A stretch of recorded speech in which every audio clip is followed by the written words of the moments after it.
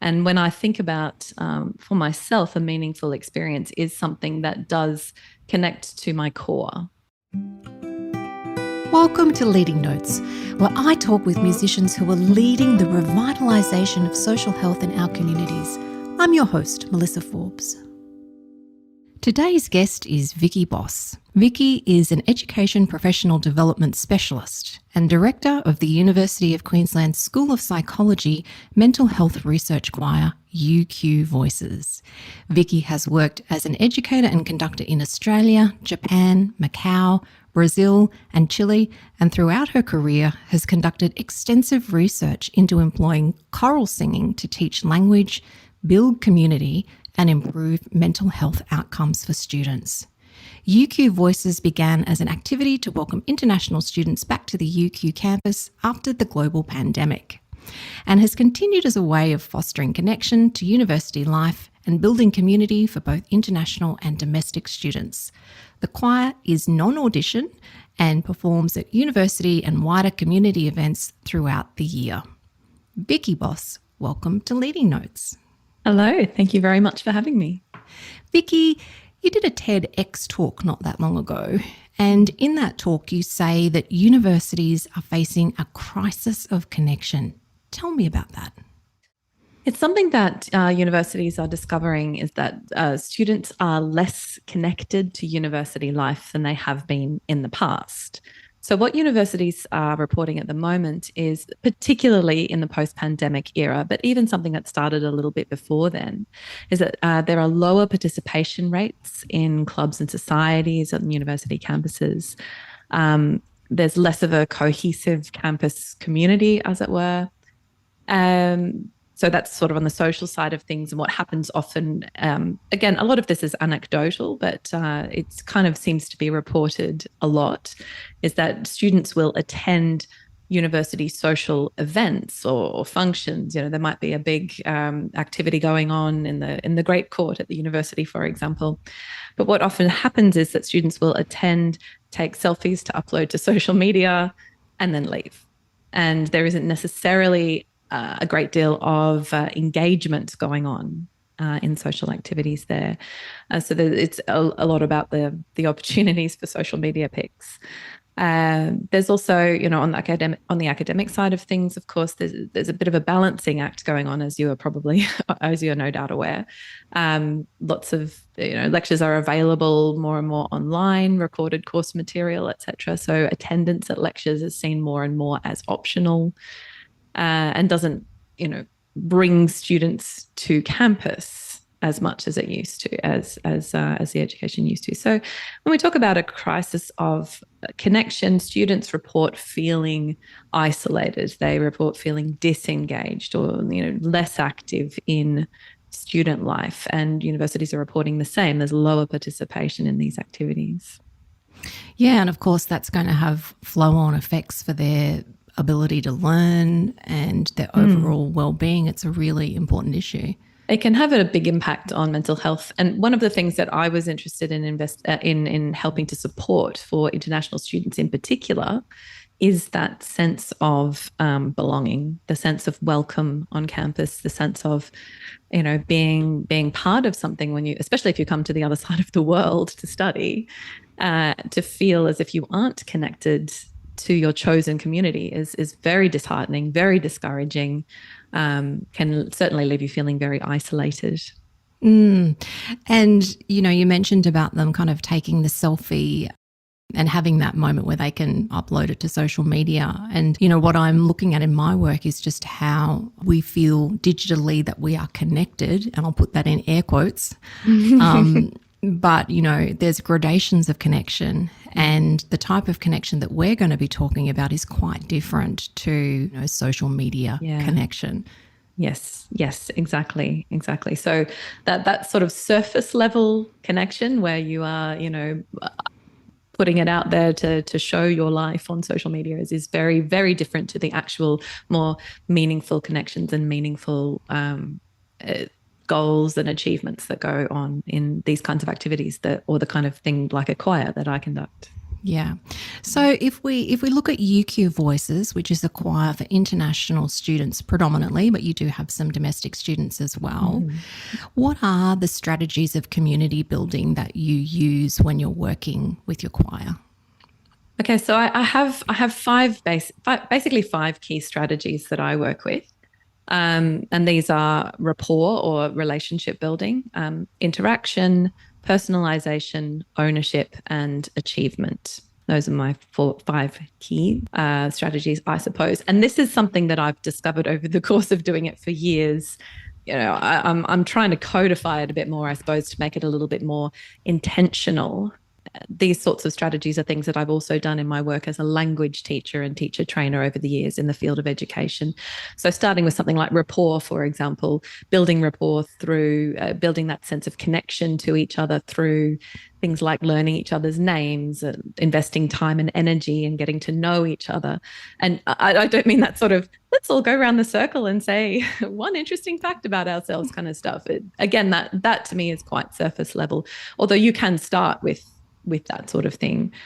But I mean more that sense of, we have a break time in our rehearsal, which doesn't seem like much, but it is a really important part of creating that connection and building those relationships.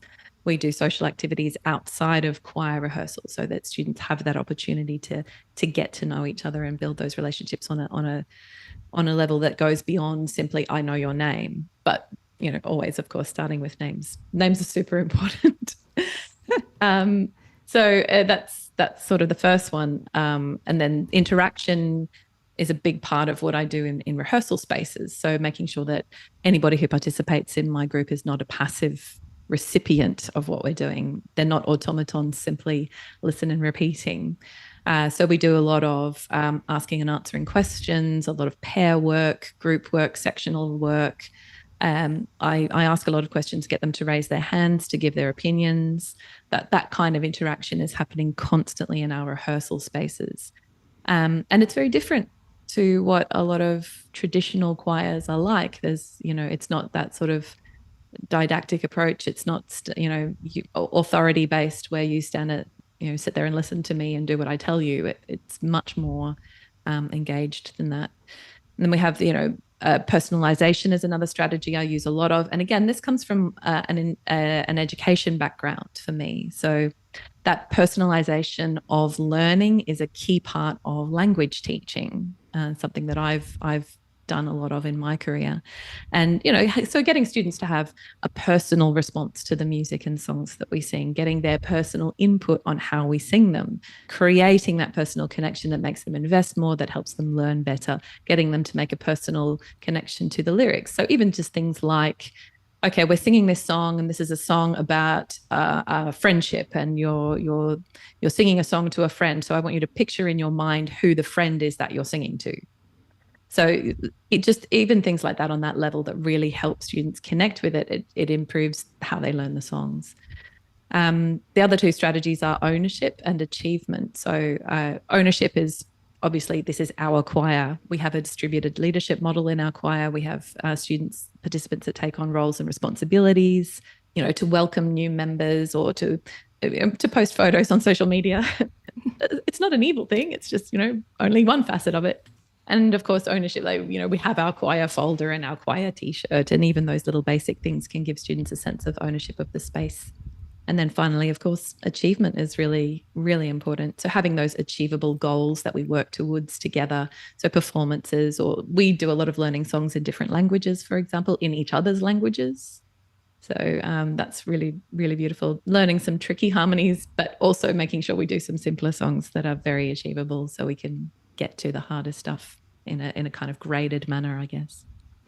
Yeah, I love how you've spoken about that balance between personalization and the individual, and then that sense of kind of group ownership, and creating that sense of we, us, this is our choir, we are UQ Voices, using that type of inclusive language. Can you talk about some of the things that you do to create that sense of togetherness and the collective?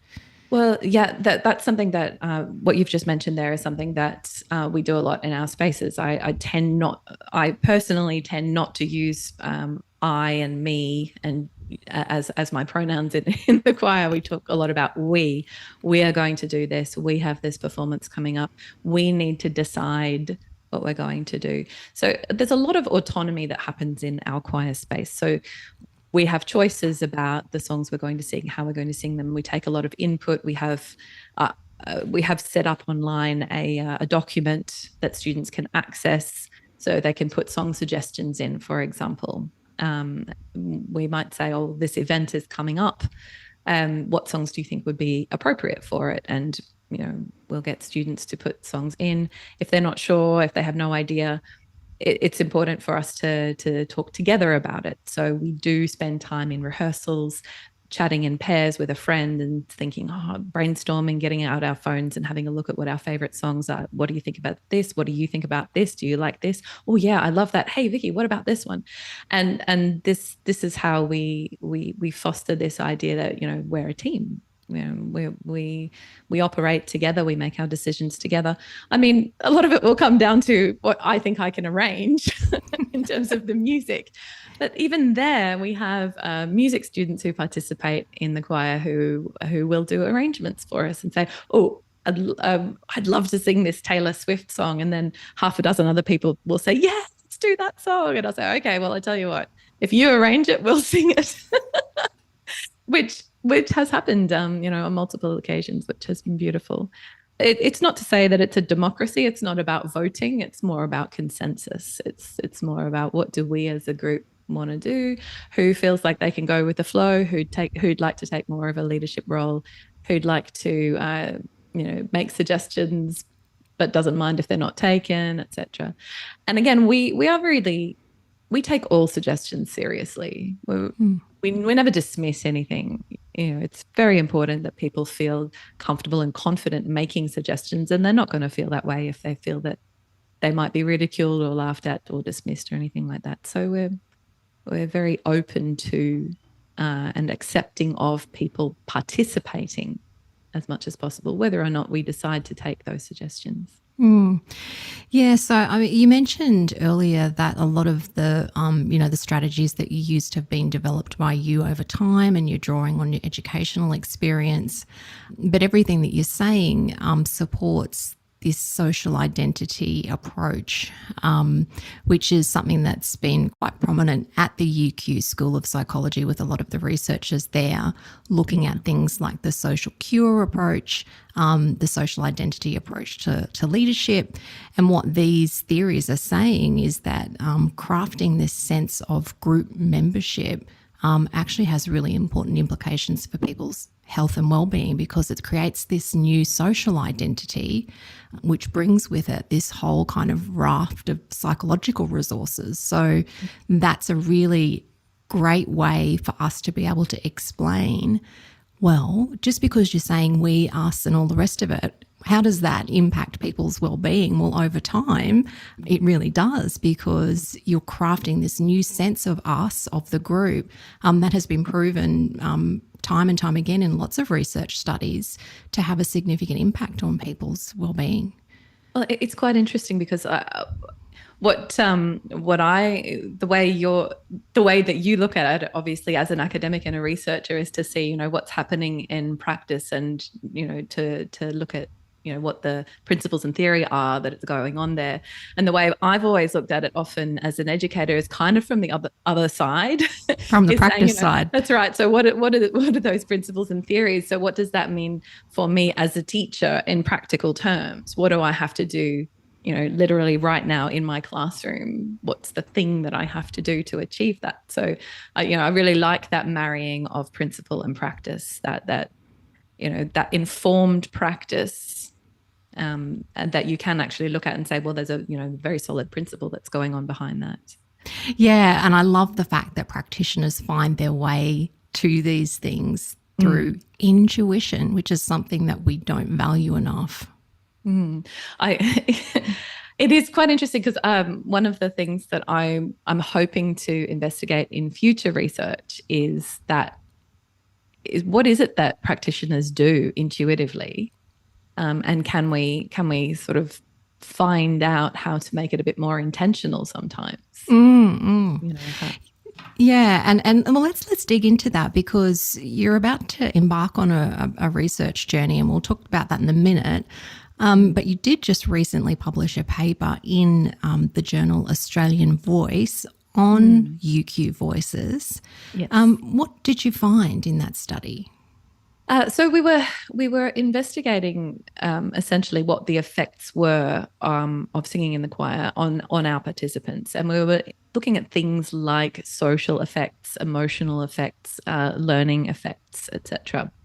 And what we found from the participants, the choir participants, is that all of them reported things like a sense of belonging, that they were part of a big family. They felt welcome. Things like, all my friends are here in this space. In terms of emotional effects, they felt that the choir was a stress relief. It had a positive effect that would last beyond just the rehearsal time. It built their confidence. It reduced their fear, increased their energy. So this sort of thing.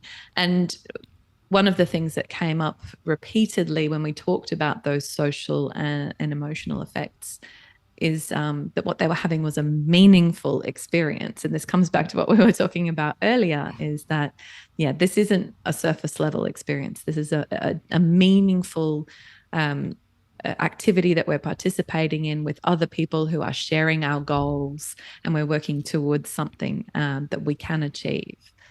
In terms of learning as well, that was very interesting to us as researchers. What are our participants actually learning? And it did come up in their responses. We did interviews and surveys with them, at the beginning of a session, and then a few weeks later at the end of the semester. And they were reporting things like, I feel happy to learn new things. I feel happy to be challenged. I feel encouraged to try something new. I feel like I'm improving. I'm my personal improvement is good here, especially in areas of singing. That again, that reportage of meaningful work with shared goals, help them to learn something. And I think, finally, the other thing that sort of came through in our research from the reported survey data was students talking about the leadership of this in the space, that the atmosphere was welcoming, that it was an atmosphere, a positive atmosphere. It was easygoing, it was inclusive, it was compassionate, and it was empowering, and that again makes me wonder, at that practical level, what is it that we were doing to create that atmosphere? And again, I think it comes back to things like always accepting everybody's participation, always fostering those connections as much as possible, learning the names of new members and taking an interest in who they are as people and what their personal responses are to what we're doing. So all of that really, I guess, helps people feel included in that space. And this is what we found in the research. And the other thing that we were looking at in this particular research is what the effects of the choir were, not just on the participants, but also on the leaders, on us. And some of the things that we learned from ourselves. And I think this, for me, this was definitely a trigger for what I want to do for future research. And I certainly learned about myself that I'd really like to know what it is that we're doing. I'd like to know specifically what the strategies are that we're employing to help students feel this, so that it's not, intuitively, it's wonderful that it's intuitive. And can we make it, it's wonderful that it's intuitive, wonderful that it's instinctive, and can we make it more intentional? And can we perhaps provide something for other practitioners who want to do professional development in this area? Yeah, so tell me about the next step then in your research journey. You're about to embark on a PhD. Yeah, I'm very excited. Very exciting. Should I mention our connection here? Sure. I'm very, very grateful to you, Melissa, for being my associate supervisor on this project. So thank you very much for that. And we'll be investigating the role of choir leaders in fostering those mental health benefits in their choir participants. So what is it? A lot of research has been done into the positive effects of choral singing. well, I mean, some research has been done. And like you say, there's been research into ideas of social cure and social curse. Yeah. There's the emerging field as well of social prescribing, of prescribing social activities for people who may be suffering from adverse mental health issues. But what we're hoping to look at here is actually the role of the choir leader specifically in improving those mental health outcomes for their participants. So, what is it that leaders are doing to either help or hinder mental health improvement in choir participants? So that's what I don't have a lot to say right now because that's what I'm hoping to find out. And of course, we should mention that your principal supervisor will be Professor Genevieve Dingle from University of Queensland School of Psychology. So I'm super excited to be working with both of you. And I think that this type of research is really going to help us to unpack, understand and explain why this work can be so impactful. And so, I think of course, I'm a little bit biased because I'm very interested in this topic too. But I really wish you all the best with that. I want to pick up on something that you were talking about before, the results of your study, the published study in Australian Voice, and this idea of meaning and meaningfulness. I often think about this because it comes up a lot, right? But what does meaning mean in this context? I think it's great that people say, oh, it was such a meaningful experience. And to kind of, help you out here a little bit because I've thrown a curveball at you. This is a bit of a esoteric question. But when I think about that, to me, if I have a really meaningful experience with my group, I have a deep sense of a reminder of why I'm here. Why am I even here on this blue dot, circling around the sun? Like, what is this all about? Yeah. And when I have those moments, I'm like, oh, that's right. That's why I'm here, and it comes back to I'm here to connect in a real, authentic, genuine way with other people and to care for them, and then they care for me, and that's why I'm here. So for me, when I think about that word meaning or meaningfulness, or having a meaningful experience, that's what I mean. What does it mean to you, Vicki? Yeah, I think you've hit the nail on the head in terms of personalization, because to me, a meaningful experience is about something that connects with you deeply on a personal level. And when I think about, for myself, a meaningful experience is something that does connect to my core and, perhaps not so much meaning of life. Yeah. But well, certainly an element of that. But, something that I guess touches my soul, for want of a better word, something that makes me feel as if I, as a person, have experienced something nourishing, I guess, something that nourishes who I am and helps me to grow, helps me to be a better version of myself, etc. So I think very, very much along the same lines as what you're saying, but I guess, I think about it a lot in terms of nourishment, meaningful. So, for example, when we talk about, just taking it out of the choir context for a second, if I talk about meaningful conversation, I find that it's conversation that's nourishing, that helps me use my brain and makes me think about big ideas, or makes me participate in a way that taxes me a little, and I enjoy that. That's challenging to that extent. When I think about meaningful cultural experiences, meaningful experiences with music, again, it's that hitting the right chemicals in the brain that gives me that beautiful, release of emotion, or again, helps me to grow in my emotional state. So that idea of growth and nourishment is really important to me. That's what I think of when I think of something, a meaningful experience. And I think when I look at what the students are saying, or what my choir participants are saying about doing meaningful work, I think it's similar. They see themselves doing something that has an outcome that's, to them at least, mentally tangible or emotionally tangible. It's not just busy work, or it's not, oh, well, I came and I took a bunch of selfies and now I'm done. There is an outcome here. I learned how to sing this song, and now that's a memory that I can carry with me forever. Or I made a friend, or I learned somebody's name, and I learned a little bit about their culture. And again, I get to carry that with me forever, and I get to grow and be somebody, better as a result. That's sort of how I see that. Yeah. Yeah, I love that idea of nourishment. This isn't kind of junk food, is it? No, that's right. Yeah. It's really good for you. And when you have a meal that's, absolutely fresh and seasonal produce, and, you feel so virtuous for eating it, but there's something, there's an added dimension to that. So that kind of metaphor of nourishment, I think when you're talking about meaning, is a really great one.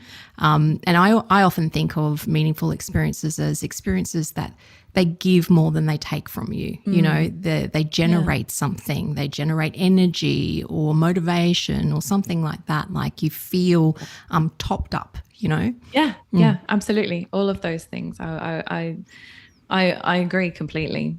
And again, I think that does come back to the analogy of the meal. A good meal will give you the energy. It will help you grow. It will do all of those great things for you. Yeah, and as you and I are both music leaders working with community groups, we know how much we get out of this work, and that I don't think I'm speaking out of turn for you to say that this is meaningful work for you too. And so I think that looking at questions like musicians doing this type of work in your PhD is really important, because people are yearning. They're just yearning to be able to do work that actually means something to them and to other people. And if you can come up with these strategies that you've been talking about today, lots of strategies out there in the literature as well, you can really craft a meaningful pathway for yourself as a musician. Oh yes, absolutely. Yeah. And again, I think that's that's part of why I want to make it more intentional, because I love professional development. I love personal development. I'm interested and curious about the world. You're a woman after my own heart, Vicki.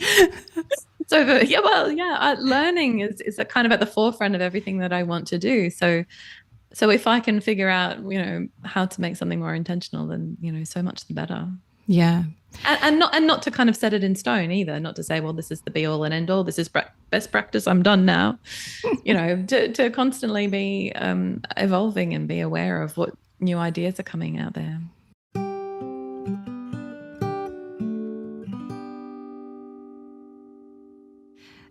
We often talk about the magic moments that happen in these types of singing groups, musical groups.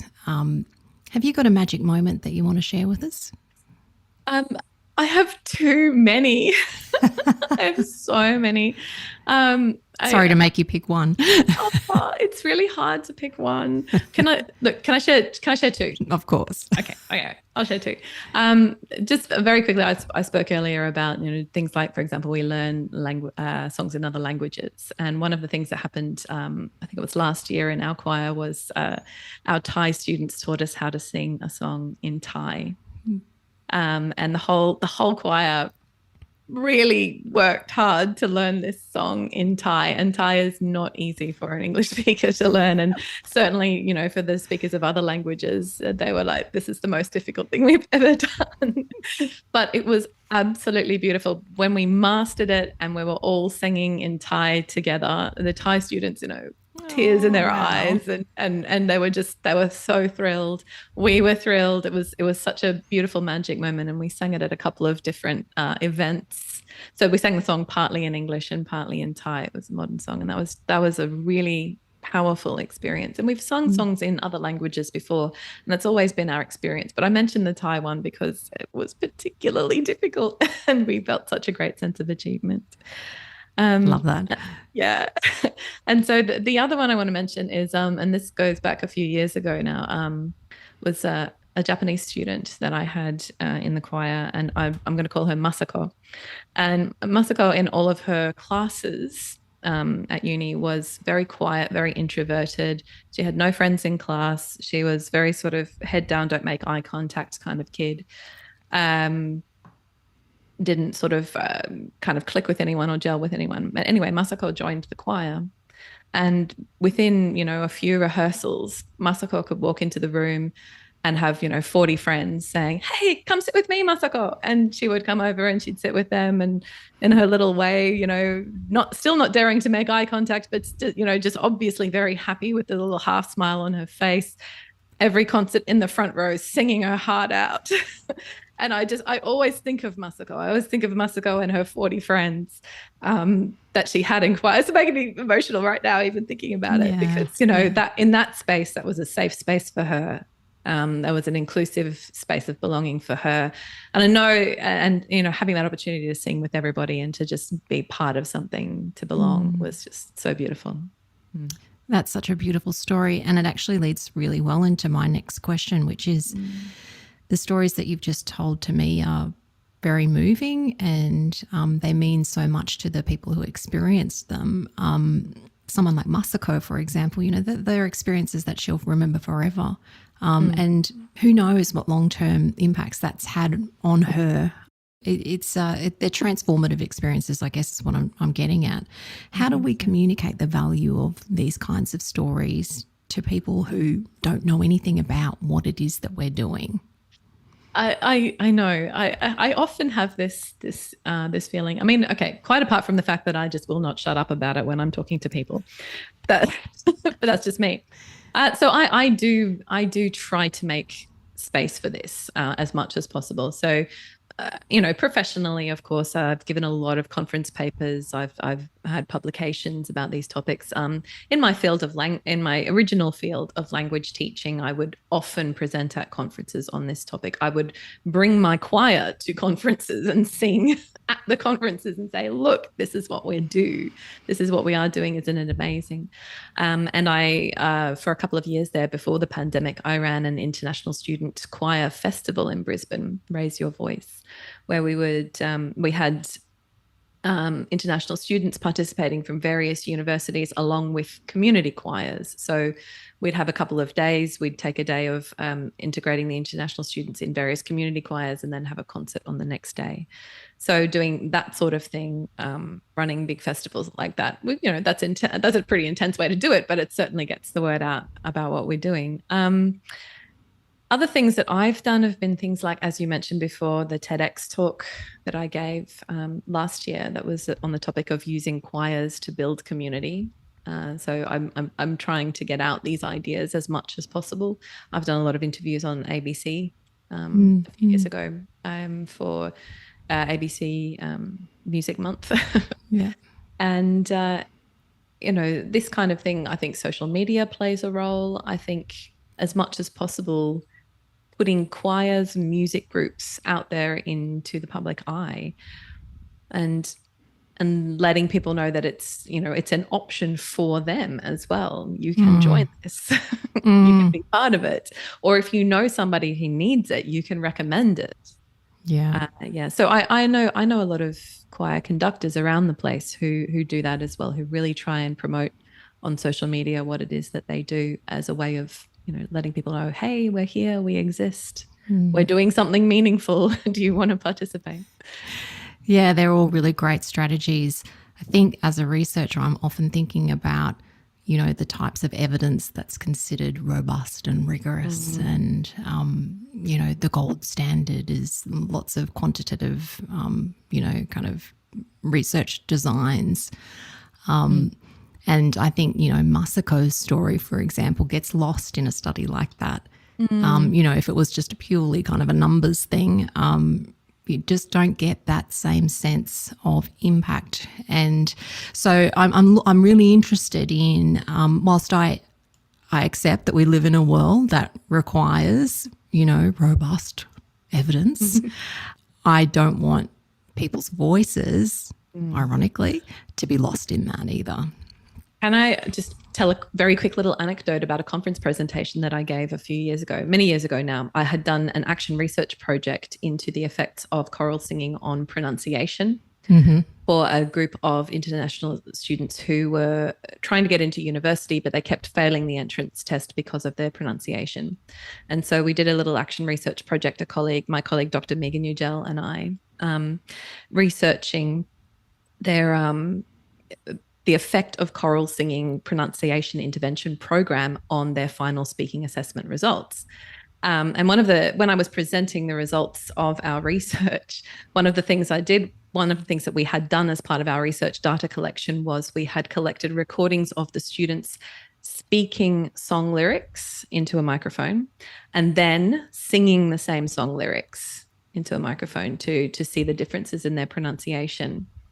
And so I had this huge catalogue of recordings, but I just chose one for the conference to demonstrate the power of what we were doing. And it was a Vietnamese student called Mun, I think. And we had a recording of him speaking the first verse of the song Hallelujah, Hallelujah by Leonard Cohen. And so, he's saying, I heard there was a secret chord. So he's speaking these lyrics. And then the next recording is the same day, same student singing. And the difference is astounding. The difference is heart melting. It's, suddenly he puts all of this emotion into it, this energy, this beautiful sort of, I'm not saying he's like, a fantastic singer, but he's got this gorgeous, animated sound in his voice, and he's got connected speech and all these features of natural pronunciation that we would expect to hear. And it's very moving. It's a very moving little snippet of the research that we were doing. So there's definitely a place for presenting research with personal stories and with personal voices in it. And I'm a big advocate of doing that, of bringing those people forwards and saying these are real people that we're talking about. So yes, I completely agree with you. Yeah, what a great story. And I think that you weaved a little bit of this into your TEDx talk, which I will link to in the show notes, where you get people in the audience to participate, right? You're going to ask something of them. But of course, you're doing that because they'll realize at the end of your presentation, hey, I feel really energized, or that was fun, So it's kind of a sneaky way of, subtly getting that message across. And I think I would like to see more of that in academic conferences and things like that, where we're not just standing up there and talking and, giving a report of the results, but you actually get people involed. Yeah, then they'll really get it. That's every conference presentation I've ever given. Yeah, awesome. That's great. I have a real, penchant for getting people to sing at conference presentations. Good for you. I'm a participator, so I assume that everybody else is going to participate. Yeah, and I mean, I guess that's the other challenge of a lot of this type of work, is that not everybody is a participator, and they don't have to be, and we don't want to kind of coerce or co-opt people into doing things that they don't want to do, of course. But a lot of people have forgotten that they actually do enjoy this kind of thing. And so if they're open to being reminded, then someone like you can really help them back to that. Look, as we wrap up, Vicki, thank you so much for your time. I wanted to ask you a couple of little questions. What do you know about yourself now that you would tell your 18-year-old self? So many things. Look, choosing just something that I think is really important. Actually, I hinted at it earlier, is that one thing I understand about myself now is that I'm not immutable and unchanging. I would tell my younger self to just embrace that fluidity and not essentialize or try so hard to define herself. I think that's a thing that happens when you're young. You want to define yourself, but I love, being complex and capable of change. I love, I understand now, these things like receiving feedback, responding to it, being open to new and different ideas, working on myself, working on how I connect with the world and other people. These things are pleasures. They're not trials. There are opportunities for growth. And I really love this about myself, that I can approach new situations and new people in a sort of an appreciation for what I can learn from a situation. Like I said, approach things with curiosity. Mm-hmm. And so I guess I'd tell my younger self to embrace that, to approach things with curiosity and not think of yourself as, well, I am like this. This is the kind of person that I am, or I behave in this way. Yeah. Those things are changeable. You can be fluid. You can learn and be complex. Yeah, I think I would tell myself the same thing. I really resonate with what you've just said there. Okay, last question. We've got to bring it back to music. Of course. What song makes you feel fully alive? I did. This is an impossible question. I know. I have the insane urge to Google what songs make me feel alive. Ask AI. Right. Isn't my phone always listening to me? Doesn't it have the answer to this already? Right. It's interesting because my taste in music, like what I listen to when I'm by myself, is quite different to what I might sing with my choir. So I listen to a lot of more sort of hardcore and metal type music. Nothing wrong with that. Yeah, no. I bet and we've sung a couple of metal songs with the choir, and some softer metal ones. Look, one that's not so hard is I really, and I guess this is going back to my youth, is the song "Bring Me to Life" by Evanescence. Mm-hmm, mm-hmm. Me to life. I know that sounds like a cliche, what makes you feel alive, but it really does. It's one of those ones that I can absolutely belt out at top volume and just feel extraordinarily alive. And it is also passable for other people who don't like harder songs to listen to. Yeah.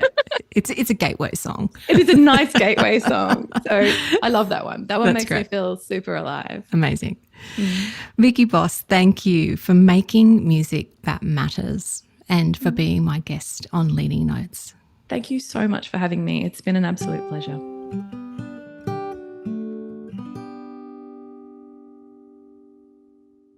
If you enjoyed today's episode, please subscribe wherever you get your podcasts and make sure to leave a review. I acknowledge that this podcast is produced on the lands of the Gayabal and Jarowair peoples of the Toowoomba region, and I pay my respect to all elders. Mark Schultes produced the original music for this podcast. Thanks for listening. Now go make music that matters.